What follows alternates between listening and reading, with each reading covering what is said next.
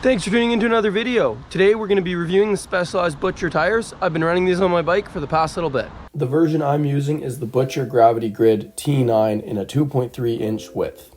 It's worth noting that the Specialized 2.3 is very comparable to a Maxxis 2.4 inch in real world sizing. This tire has a claimed weight of 1,350 grams.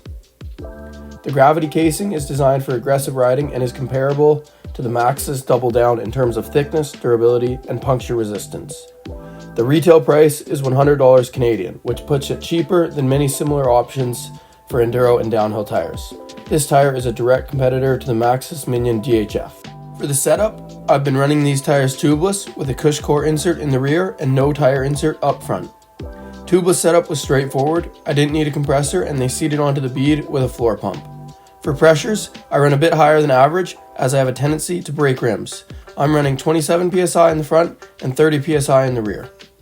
I've put these through a full summer of riding, from bike park laps to Lomi single track. The biggest highlight is the cornering predictability. As you lean the bike over, grip stays consistent with no dead zone between the center tread and side knobs.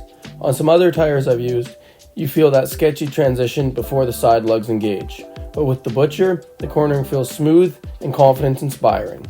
Rolling speed is relatively quick, especially compared to heavier options like the Maxxis Assegai.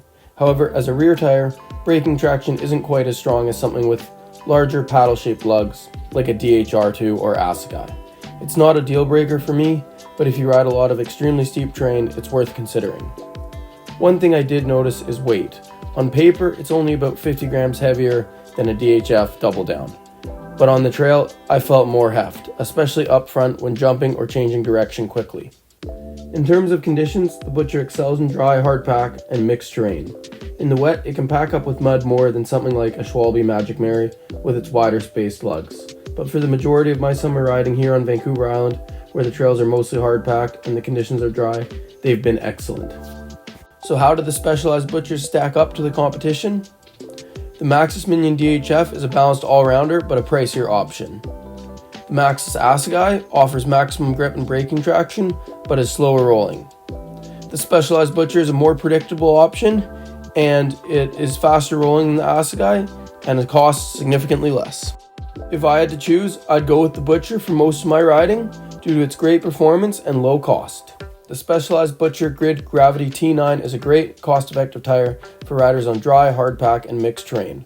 It rolls efficiently, offers excellent cornering predictability, and comes in cheaper than many competitors. If you ride primarily in mud or loose, blown-out conditions, there are better choices. But for the majority of riders looking for a durable, confidence-inspiring tire at a great price, the Butcher is well worth a try. Thanks so much for watching. Let me know what I should review next.